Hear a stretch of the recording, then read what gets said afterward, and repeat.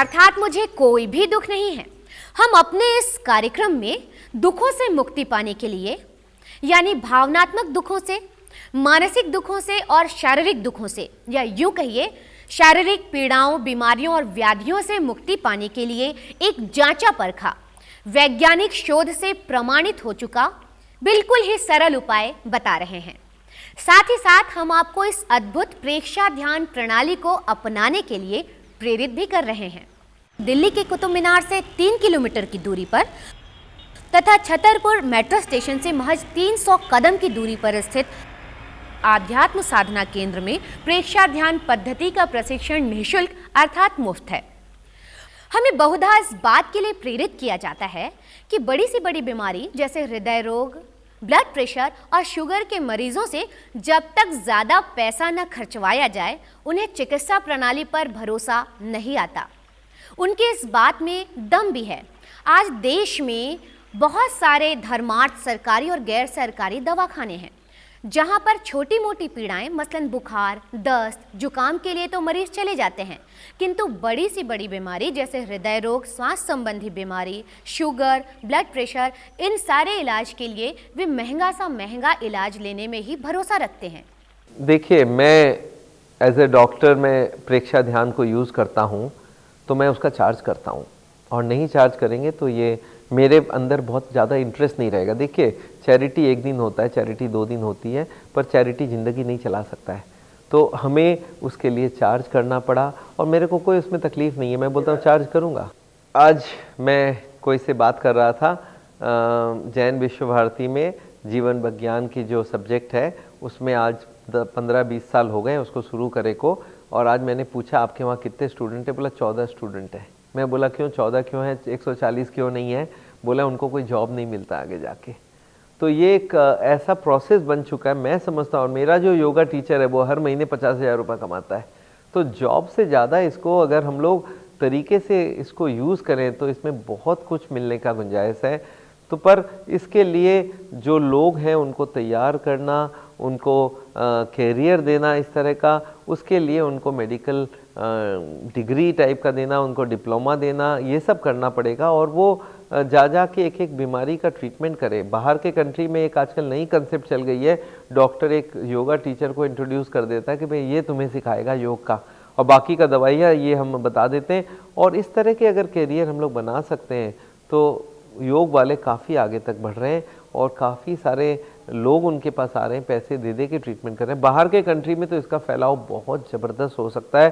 तो जो आज ये समन समनिया बाहर के कंट्री में जाके ट्रेनिंग देती है, उससे अच्छा हो कि जो प्रोफेशनल लोग हैं, जो MBA लोग हैं, वो लोग जा के वहाँ ट्रेनिंग दें। परंतु आचार्य श्री तुलसी एवं महाप्रज्ञ जी की सोच तो संतोचित थी। वो संत जो मात्र एक कपड़ा ओढ़ते हों, भूमि पर सोते हों, भिक्षा मिली तो उदर हेतु ले लिया, नहीं तो चलते रहो चलते रहो। उनके मुताबिक प्रेक्षा ध्यान तो हमारे देश के ऋषि मुनियों, संतों, विचारकों और तीर्थंकरों की अमूल्य धरोहर है। फिर किस बात की रॉयल्टी, किस इन्वेस्टमेंट का प्रॉफिट? यही सोच उन्होंने अपने शिष्य स्वामी धर्मानंद जी को दी, और स्वामी धर्मानंद जी आज तक अपनी इस सोच के साथ दृढ़ प्रतिज्ञ हैं। मैं जब यहाँ आया तो मैंने देखा कि ये योग का जो काम है, तो मुझे ये कह के भेजा, देखो इसको व्यवसाय नहीं बनाना है अपने को, अपने जो सेवा का काम है उसको सेवा के ढंग से ही काम करना है। मैंने कहा गुरुदेव वैसे ही होगा। तो हमने यहाँ कोई चार्ज नहीं रखा और हमारी ट्रेनिंग चालू हो गई यहाँ पर। पहले हम शिविरों में भी चार्ज नहीं लेते थे, शिविरों में चार्ज बाद में जब हमारे व्यवस्था समिति ने कहा कि नहीं हम आपको कोई खर्चा नहीं दे सकते, तब फिर हमने चार्ज करना शुरू किया शिविरों का। तो ये हमने कोई, वो भी हमारा कोई व्यवसायिक ढंग से नहीं है, बहुत साधारण रूप से हर कोई आदमी दे सकता है, उस ढंग से इसको रखा है। जो यहाँ के खर्चे हैं, जो यहाँ का स्टाफ है, जो यहाँ पे जो और दूसरे, अब दूध का वो लगाया हुआ उन्होंने, अगर तो हमें दूध देते हैं तो क्या पहले से दे, मतलब हर चीज़ है। AC का कमरा है मेरा, उसका जो अगर रात को मैं वहाँ सो रहा हूँ तो उसका बिल भी तो देना है उनको। कोई कमर्शियल तो काम है नहीं, वो जो दूसरे जो थे उनके नाम तो मुझे पता नहीं, शक्कर पक्कर क्या नाम थे, ये 40-40 हज़ार रुपये के 3-3 दिन के ले लिए, वो थोड़ी था यहाँ प्रोग्राम। यहाँ तो सिर्फ सिंपली प्रमोट करना है कि भाई इस चीज़ का इतना फैलाव हो कि लोगों को फ़ायदा हो, कि अवेयरनेस कैसे होगी। हाँ, अभी यहाँ पे जो जितने यहाँ मिलियनियर्स हैं, अभी कह दो कि यहाँ लाख रुपया रोज का लगेगा, लाइन लगी होगी।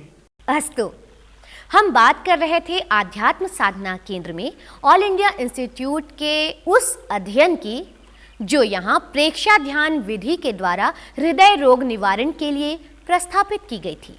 मुझे जब वो बात याद आती, तुम डॉक्टरों के डॉक्टर बनोगे, तो मैं यहाँ एम्स में दिल्ली जाता तो एम्स में पहले चला जाता, जाकर के पहले सबसे पहले उषा भार्गव थी, उनसे मिला।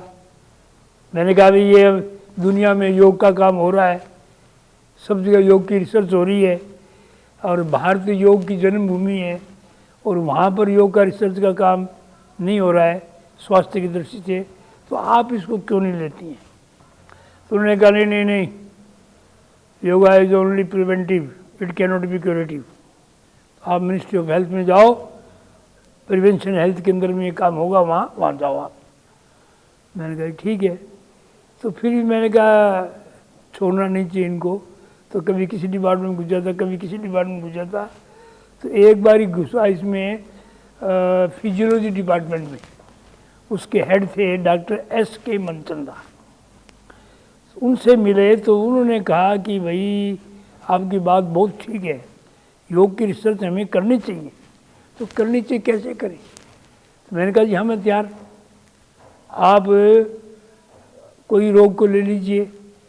मैं कहा ये तो वहाँ एक उषा सचदेवा मैडम बैठी थी, बोले आजकल हृदय की बीमारी बढ़ रही है, तो ये हृदय की बीमारी बढ़ने वाले रोग जो हैं, डायबिटीज़ है, मोटापा है, ब्लड प्रेशर है, कोलेस्ट्रॉल बढ़ा हुआ है, ये 7 पैरामीटर लेकर के अगर हम इस पर रिसर्च करें तो काम अच्छा हो सकता है। तो उन्होंने ये प्रस्ताव रखा तो उनकी पसंद आ गया, बिल्कुल ठीक है।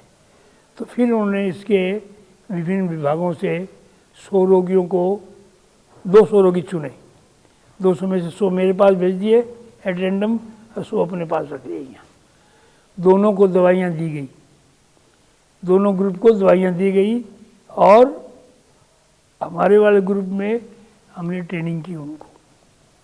तो वो ट्रेनिंग हमारी 1 महीने की ट्रेनिंग थी और साल भर कार्यक्रम चलना था। तो उसकी हमने पूरी ट्रेनिंग करने के बाद में सबसे कहा कि भाई अब आप लोग घर पर जाकर के भी इसको 1.5 घंटा करेंगे। तो 1.5 घंटा वो काम करेंगे, तो आधा घंटा ध्यान, आधा घंटा आसन प्राणायाम, आधा घंटा कायोत्सर्ग रिलैक्सेशन, ये काम। और खाने पीने में सात्विक भोजन खाएंगे, और अगर घूमने फिरना कर सको तो करो, लेकिन टेंशन वाला काम उससे आप बचेंगे। इस प्रकार से उनको हिदायत दी गई। एक परफॉर्मा बनाया गया, वो रोज़ाना भरना पड़ता था उनको। ध्यान किया, आसन किया, प्राणायाम किया, तो वैसे निशान लगा करके वो देते थे। तो ये हमारे पास 100 आदमी भेजे थे, 100 में से 7 आदमी तो भाग गए, बोले जी हमारे से ये टांग ऊपर चनी हो जाती। 93 में 3 व्यक्ति हमारे साथ मिले जिन्होंने जो कभी करते थे कभी नहीं करते थे, क्योंकि रिपोर्ट हमारे पास आती थी। उस रिपोर्ट के सामने देख लिया कि ये व्यक्ति कभी करते कभी नहीं करते। बाकी के 90 आदमियों ने बहुत ही अच्छे ढंग से कार्यक्रम किया, और साल भर बाद में दोनों ग्रुप की रिपोर्ट बनी, हमारा योगा ग्रुप और उधर में कंट्रोल ग्रुप। तो दोनों ग्रुप की रिपोर्ट बनने में ये बात सामने आई कि हमारे 100 व्यक्ति थे, इसमें से 8 व्यक्तियों की बाईपास सर्जरी हुई। तो उधर 100 ग्रुप में थे, उसमें से 25 आदमियों की बाईपास सर्जरी हुई।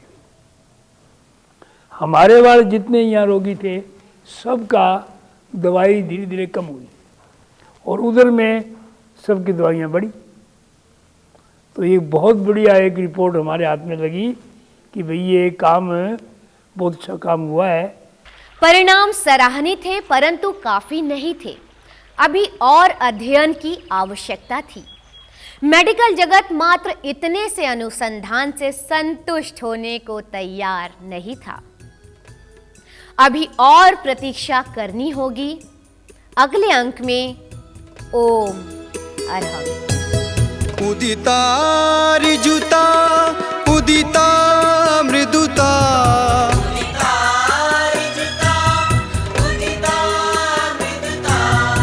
उदितां तुष्टि उदितो धर्म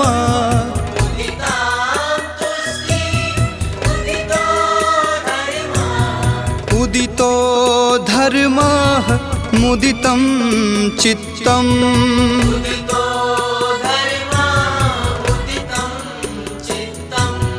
मुदितं चित्तं मुदितं चित्तम्